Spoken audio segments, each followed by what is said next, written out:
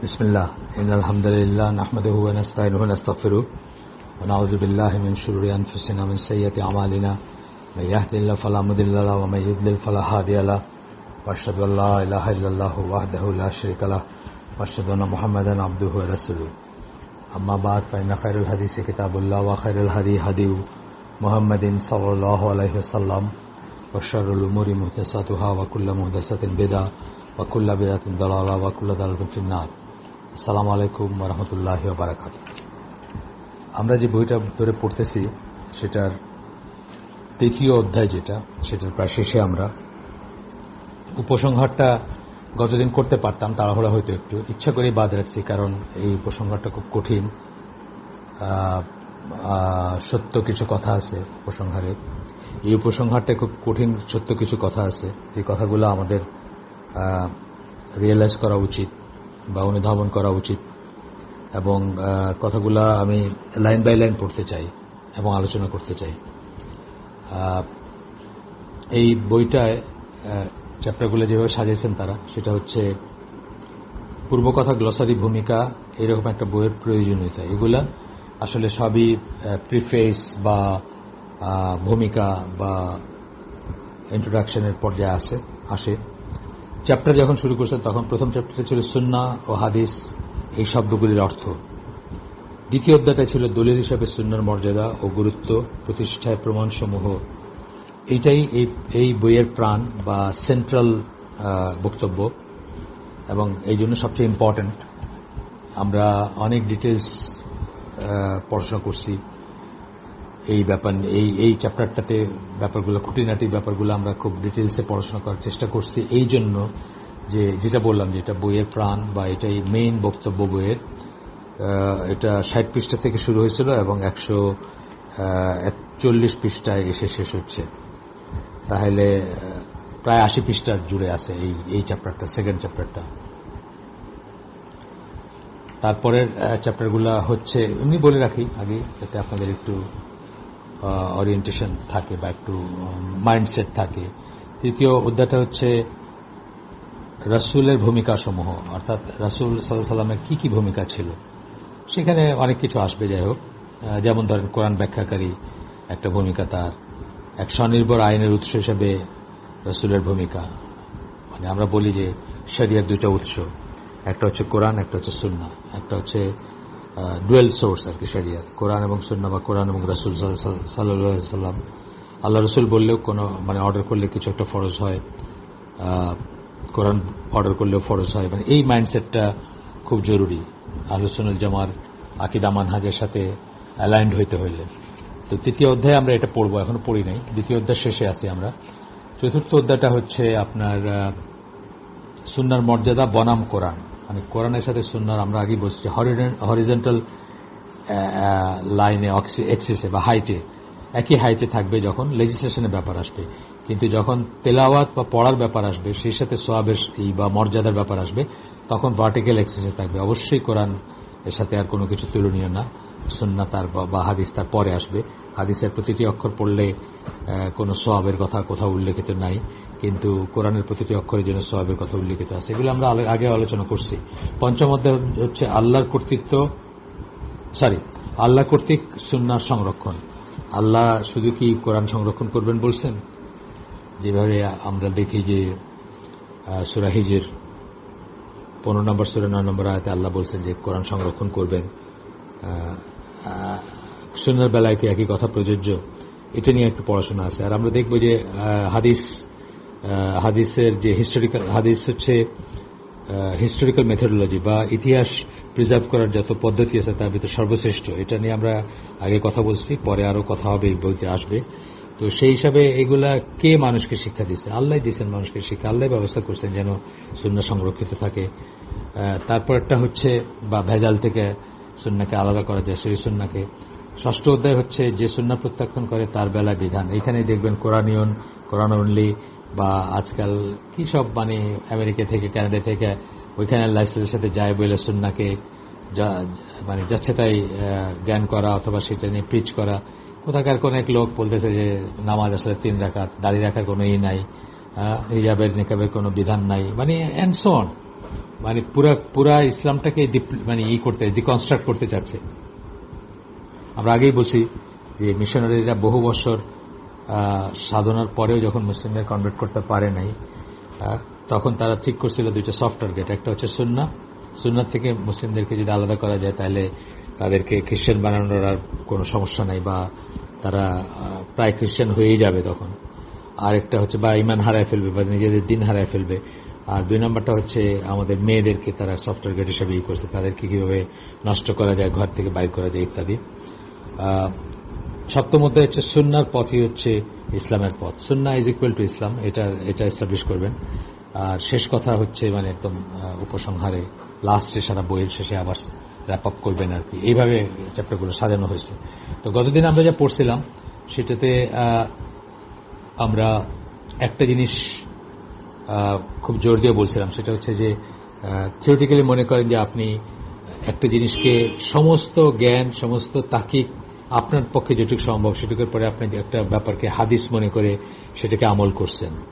কিয়ামতের দিন আপনি আল্লাহর সামনে এই কথাটা পেশ করতে পারবেন যে আল্লাহ, আমি সিনসিয়ারলি সকল চেষ্টার পরে যে জিনিসটাকে হাদিস বলে জানছি, সহিহ হাদিস বলে মনে করছি, তার উপর আমি আমল করছি। এটি যদি আপনি ভুল করেও করে থাকেন তবু আল্লাহর কাছে আপনার একটা অজুহাত থাকবে যে আমি আপনার রাসূলের কথা মনে করে, মনে প্রাণে বিশ্বাস করে, জেনে, সম্ভাব্য যেভাবে জানার সম্ভব ছিল সেভাবে জেনে আমি এটার উপর আমল করছি। আপনার কথাটা আল্লাহর কাছে একটা গ্রহণযোগ্যতা, মানে আপনি আল্লাহর কাছে ক্ষমা পাইতে পারেন। এমনকি যদি আপনি ভুল করেও থাকেন, অ্যাকচুয়ালি সেটা হাদিস না বা অ্যাকচুয়ালি সেটা এই না, কিন্তু আপনি বিশ্বাস করছেন, মনে করছেন, তাকিক করছেন, করে দেখছেন যে এটা হাদিস। কিন্তু অপরপক্ষে যদি আপনি অন্য কোনো মানুষ, কোনো মাযহাবী ইমাম অথবা অন্য কোনো বুজুর্গ বা মুরব্বির কথায় একটা আমল করে থাকেন যে সেটা ভুল আমল, আপনি আল্লাহর সামনে যেদিন একা দাঁড়াবেন সেদিন আপনি কি করে এটা জাস্টিফাই করবেন? আল্লাহ তো আপনাকে বলবেন যে আমি তোমাকে অমুক ABCDE কে অনুসরণ করতে বলিনি, আমি তো বলছি রসুলকে অনুসরণ করতে। আমি তো বলছি যে রসুলকে মানলো সে আল্লাহকে মানলো, আমি তো অন্য করার কথা বলি নাই। এই কথা যদি আল্লাহ বলেন তখন আপনার কোনো জবাব থাকবে না। এই কথাটা স্ট্রেস করছেন এই লেখক। এবং তারপরে এসে এর আগের যেগুলো ছিল যে কোরআন, এই চ্যাপ্টারটা জুড়ে কি ছিল, যে কোরআনের সুন্নাহর যে কর্তৃত্ব মর্যাদার কথা বলে সেটা ছিল আল্লাহ রসুল নিজের কথায়, আল্লাহ রসুল নিজে যে করছেন, মানে নিজে যেভাবে সুন্নাহর মর্যাদা সম্বন্ধে বলছেন বা সুন্নাহর করছেন, আপনার সুন্নাহকে ইম্পর্টেন্স দিচ্ছেন, সুন্নাহ মানাকে স্ট্রেস করছেন, সুন্নাহ যারা মানবে না তাদের যে বর্ণনা দিচ্ছেন ইত্যাদি। তারপরে সাহাবীদের যে অবস্থান ছিল সুন্নাহ নিয়ে, তারপরে 4 ইমাম মাযহাব যাদের ফিককে কেন্দ্র করে মাযহাব সৃষ্টি হয়েছে তাদের যে অবস্থান ছিল, জেনারেলি স্কলারদের যে অবস্থান ছিল, সব করে আমরা এই চ্যাপ্টারটা দেখছি এবং শেষে এসে পৌঁছেছি। এবং লাস্টে বলতেছেন এই ব্যাপারে সঠিক মনোভাব হচ্ছে এই যে যখন কারো সামনে নবী সাল্লাল্লাহু আলাইহি সাল্লামের একটা হাদিস উপস্থাপন করা হয় তার অবশ্যই সর্বান্তকরণে সেটিকে অনুসরণ করা উচিত এবং তার সাধ্য অনুযায়ী সর্বতভাবে তা প্রয়োগ করার আকাঙ্ক্ষা হওয়া উচিত। যখন সে তা করবে তখন এই জীবনে সে সবচেয়ে সঠিক রাস্তাটি এবং আখিরাতের জন্য সবচেয়ে নিরাপদ রাস্তাটি অনুসরণ করবে। এই জীবনের জন্য সঠিক, এটাই সবচেয়ে সঠিক হওয়ার কথা। কারণ আপনি আল্লাহ রসুলকেই করাটা, আপনার ফলো করাটাই আপনার মেইন কাজ বা দিনের মেইন কি বলবো, মানে মেইন দিক নির্দেশনা, তাকে ফলো করা। আমরা যেমন যদি ধরেন ইবাদতের শর্ত আমরা জানি, ইবাদত কবুলের শর্ত ইমানের পরে নেক্সট কি 2টা শর্তের একটা হচ্ছে কেবলমাত্র আল্লাহর জন্য করা যে কোনো ইবাদত, অ্যাক্ট অফ ওয়ারশিপ, এবং সেটা আল্লাহ রসুল সাল্লাল্লাহু আলাইহি সাল্লামের দেখানো পদ্ধতিতে করা। তার মানে এটি আপনার জন্য নিরাপদ, এটি আপনার জন্য সঠিক। এবং লাস্টে একটা লাইন বলতেছেন যেটা হাইলাইটেড করে রাখছি আমরা, সেটা হচ্ছে আল্লাহ রসুলের একটা সহিহ হাদিসকে কেউ কেবল তখনই পরিত্যাগ করবে, কেবল এবং কেবল তখনই, ইফ অ্যান্ড অনলি ইফ, যেরকম বলি না আমরা অনেক সময় ল্যাঙ্গুয়েজে, সেরকম কথা, যদি এর বিপরীতে তার সামনে সমপর্যায়ের শক্তিশালী প্রমাণ উপস্থাপন করা হয়। যদি এর বিপরীতে তার চেয়ে শক্তিশালী প্রমাণ উপস্থাপন করা হয় তাহলে সে পরিত্যাগ করবে। যেমন ধরেন আল্লাহ রসুল সোনার আংটি পরছেন, এটা একটা হাদিসে আপনি পাইতে পারেন। তার চেয়ে শক্তিশালী কি, পরবর্তীতে সময়ে মানে আরো পারফেকশনের দিকে যখন ইসলাম গেছে, পরবর্তীতে তিনি একটা খুলে ফেলে দিয়েছেন এবং তার অনুসরণ করে সব সাহাবী খুলে ফেলে দিয়েছেন। ওই বর্ণনাটা যখন, এই সেকেন্ড বর্ণনাটা যখন পাইলেন তখন আপনি আর সোনার আংটি পরাটাকে সুন্নাহ মনে করবেন না, বা সেই আমলটা করবেন না, বা সেই অনুযায়ী করবেন না কাজটা। আপনি এর চেয়ে শক্তিশালী যেটা পাইলেন সেই অনুযায়ী কাজ করবেন। এটা জাস্ট হঠাৎ আমার উদাহরণ মনে হলো বললাম। এইবার আমরা এই চ্যাপ্টারের উপসংহারটা পড়ব, একটু ফাইনাল ডিটেলসে পড়ব। আমি যে কথাটা আগে বলছি সেটাই বলতেছেন। এই অধ্যায়কে এই বইয়ের প্রাণ বলা যায়। এই বইটার প্রাণ হচ্ছে এই অধ্যায়টা, যেটা আমরা শেষ করতে যাচ্ছি। এই অধ্যায় নিশ্চিতভাবে এই নবীর সুন্নাহর কর্তৃত্ব মর্যাদা বা কর্তৃত্ব গুরুত্ব প্রতিষ্ঠিত করেছে। এই চ্যাপ্টারটা যদি আমরা ভালো করে বুঝে থাকি, শুনে থাকি, তাহলে আমরা বুঝবো যে সুন্নাহর কর্তৃত্ব এবং গুরুত্ব প্রতিষ্ঠিত একটা ব্যাপার। যদি না শুনে থাকি, খেয়াল করে না থাকি, আবার ফিরে গিয়ে এই চ্যাপ্টারের লেকচারগুলো আমরা আবার শুনবো ইনশাআল্লাহ। সেগুলো তো সব ইসে লাগানোই আছে আইসিডির ওয়েবসাইটে, আপনারা জানেন। কোনো ব্যক্তি যদি কোরআন মানে, তবে তাকে অবশ্যই সুন্নাহর অবস্থান স্বীকার করতে হবে। কোরআন মানলে তাকে কি সুন্নাহর অবস্থান স্বীকার করতে হবে। কোরআনে কত আয়াতে আমরা দেখছি যে রসুলের আনুগত্য করো, আল্লাহর আনুগত্য করো, রাসূলের আনুগত্য করো, যে তার থেকে মুখ ফেরায় নিল, আল্লাহ কাফেরদেরকে ভালোবাসেন না, এই ধরনের কত কথা বলছেন আল্লাহ। তারপরে যে রসুলকে মানলো সে তো আল্লাহকেই মানলো, এই কথা বলছেন। আচ্ছা, তা না হলে সে কোরআনে তার বিশ্বাসকে কেবল মিথ্যা প্রতিপন্ন করছে। তাই যদি না করে সে তাহলে বোঝা যাবে যে সে যে কোরআনে বিশ্বাস করে বলতেছে এইটাকেও সে মিথ্যা প্রতিপন্ন করতেছে। তার কারণ কোরআনে এই আদেশগুলো করছে, এই আদেশগুলো সে মানতেছে না। দ্বিতীয়ত হচ্ছে যে কোরআন সে কোথা থেকে জানছে? আল্লাহ রসুল বলছে দেখে সে জানছে যে এটা কোরআন, তাই না? মানে কোরআনকেই সে একটা প্রশ্নবোধক জায়গায় নিয়ে যাবে যদি বলে যে আমি সুন্নাহ মানি না। সে যদি রসুলকে আল্লাহর একজন সত্যিকার রসুল মনে করে এবং বিশ্বাস করে, রসুল বলে বিশ্বাস করে, তবে তার অবশ্যই বিশ্বাস করা উচিত যে নিজের মর্যাদা ও তার নিজের কথার গুরুত্ব বোঝাতে তিনি মিথ্যাচার করতে পারেন না। সে যদি রাসূলকে একজন সত্যিকার রাসূল মনে করে, তাহলে উনি কোনো মিথ্যা কথা বলতে পারেন না। নিজের মর্যাদা বাড়াতে গিয়ে, নিজের গুরুত্ব বাড়াতে গিয়ে অবশ্যই বলতে পারেন। আমরা বরং উল্টাটাই দেখি তার লাইফে। দেখি না যে উনি একটা জায়গায় করতে বলছেন, আমাদের হইলে হয়তো ইগোতেই লাগতো। উনি একটা জায়গায় তাবু খাটাবেন বদরের যুদ্ধের সময়, একজন সাহাবী বলছেন যে এটা কি ওয়াহিতে নাজিল হয়েছে না আপনি আপনার নিজের কথা বলতেছেন? যে না, আমি আমার ব্যক্তি হিসাবে আমার মতামত দিচ্ছি। তাইলে আমি মনে করি যে ওই জায়গায় মানে তাবু খাটালে বেটার হবে, ওই পানির সোর্সটাকে এনক্লোজ বা এনকম্পাস করে, যাতে কাফেররা এই পানির সোর্সটা না পায়। আল্লাহ সাথে তার ডিস্টেন্স চেঞ্জ করছেন এবং ওইখানে গেছেন। তার মানে কি? তার মর্যাদা বৃদ্ধি করতে উনি, তার কোনো ইগো ছিল না এই ব্যাপারে, বা তার মানে আপনি যদি সত্যি বিশ্বাস করেন উনি সত্যিকার রসুল, তাহলে বুঝতে হবে যে উনি হাদিসের মর্যাদা সম্বন্ধে যে কথাগুলো বলছেন, এগুলো ওনার নিজের মর্যাদা বাড়াইতে, নিজের পজিশন বাড়াইতে, নিজের ইগোর জন্য বলেন না। এগুলো আল্লাহ কর্তৃক নির্দেশিত হয়েই বলছেন। এই মর্যাদাটা আল্লাহ দিচ্ছেন সুন্নাহকে। যেমন ধরেন আমরা যখন দরুদ পড়ি, আমরা সালাত পড়ি রসুলের উপরে, আল্লাহুম্মা সাল্লি আলা মুহাম্মাদ, আমরা কি আসলে ব্যক্তি রসুল সাল্লামকে সত্য মিথ্যা বলে তার মর্যাদা বাড়ানোর চেষ্টা করছেন? না, এটা আল্লাহ বলছেন যে এটা একটা অ্যাক্ট অফ ওয়ারশিপ হিসেবে আল্লাহ বলছেন যে আল্লাহ এবং তার ফেরেশতারা রসুলের উপর সালাত পড়েন, আপনাকেও সালাত পাঠাইতে বা পড়তে বলা হয়েছে। সেই জন্য আমরা করি, অ্যাক্ট অফ ওয়ারশিপ, আল্লাহর অর্ডারই করি। সিমিলারলি এখানেও উনি যে তার সুন্নাহর মর্যাদা সম্বন্ধে বলছেন, এটা নিজের মর্যাদা বৃদ্ধি করতে মিথ্যা কথা বলেন না, এটা আল্লাহর দিক নির্দেশনা, আল্লাহর আদেশ, আল্লাহর নিষেধের লাইনে তিনি বলছেন।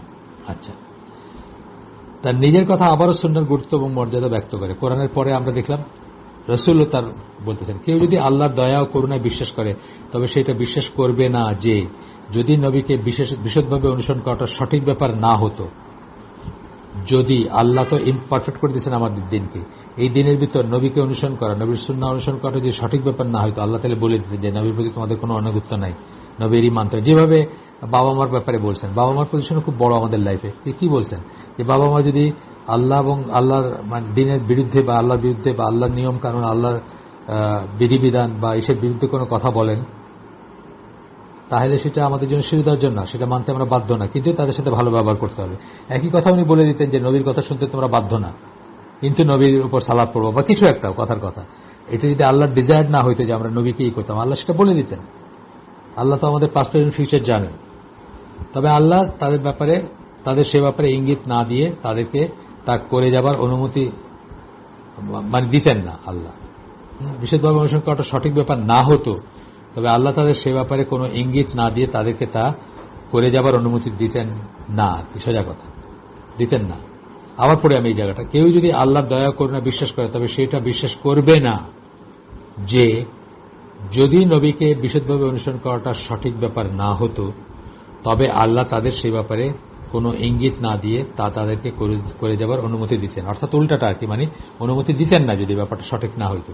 কেউ যদি কোরআন ও নবীর উপর বিশ্বাস স্থাপন করে, দুইটার উপর করলো, ধরেন এই কল, এবং সাহাবীদের সম্বন্ধে এই দুটো উৎস থেকে যা বলা হয় তাতে বিশ্বাস করে, কোরআন এবং সুন্নাহর দুটো উৎস, নবীর উপর বিশ্বাস স্থাপন করছেন আপনি, এবং এই দুটো উৎসে সাহাবীদের সম্বন্ধে কি বলা হয়েছে যে তারা সিরাতুল মুস্তাকিমের উপর ছিলেন, তাহলে তাদের পদ্ধতিতে আমরা কি দেখি? তারা যখনই যত বড় ইগোই থাকুক, তাদের যত বড় পজিশন থাকুক, খলিফা হন, যাই হোক, যখনই তারা শুনছেন যে এই চ্যাপ্টারটাতে আমরা পড়ছি যে আল্লাহ রসুল কিছু একটা বলছেন, তাদের বুঝটা কন্ট্রারি টু দ্যাট, তার সাথে সাথে সেটাকে অ্যাড করে আল্লাহ রসুলের কথাটাকে করছেন।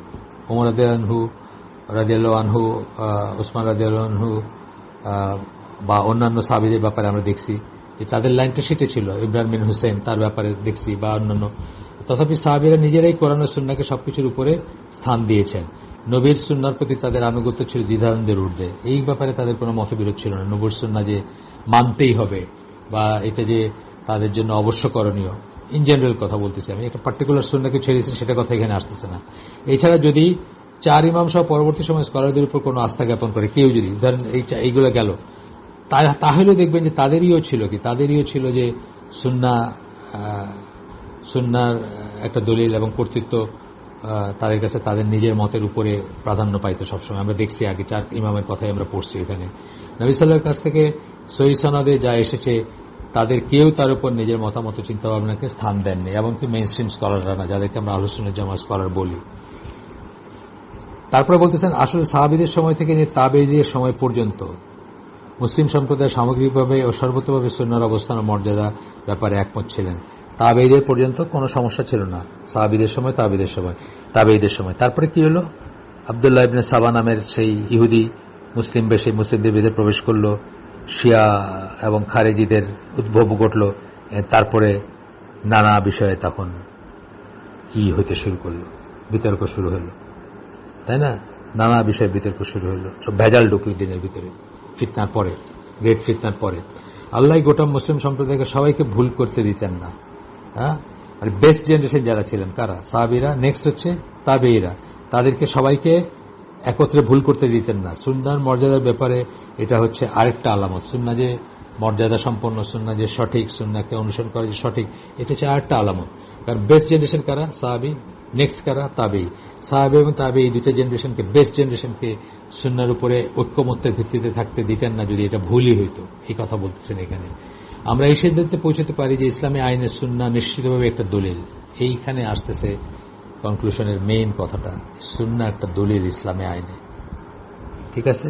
এইখানেই কোরআন অনলিদের সাথে, মডার্নিস্টদের সাথে, যারা দাড়ি রাখার নিয়ে প্রশ্ন তুলতেছে, যারা হিজাব নিকাব নিয়ে প্রশ্ন তুলতেছে, যারা নামাজ পাঁচ ওয়াক্ত নিয়ে প্রশ্ন তুলতেছে, মনের নামাজ বলতেছে, শরীরের নামাজ না হইলে চলবে, এই সবার সাথে আমাদের মূল ডিফারেন্সটা হচ্ছে এইখানেই।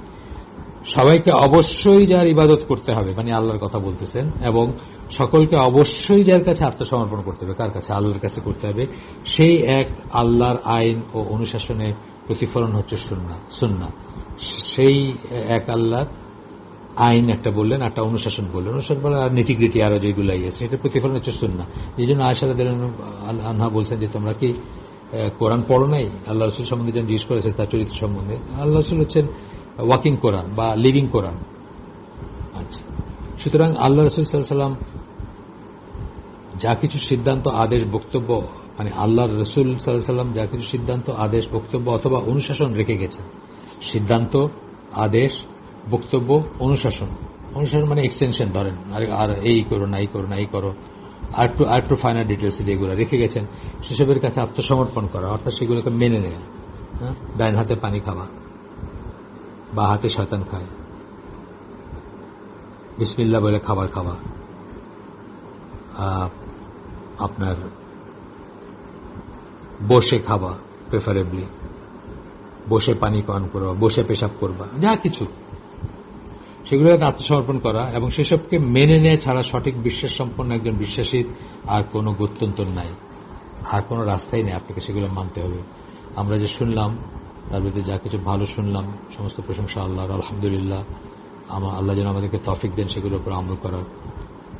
ভুল কিছু শুনে থাকলে সমস্ত ব্যর্থতা আমার এবং সেটা শয়তানের তরফ থেকে। সুবহানাকা আল্লাহুম্মা ওয়া বিহামদিকা আশহাদু আল্লা ইলাহা ইল্লা আনতা আস্তাগফিরুকা ওয়া আতুবু ইলাইক। আসসালামু আলাইকুম ওয়া রাহমাতুল্লাহি ওয়া বারাকাতুহু।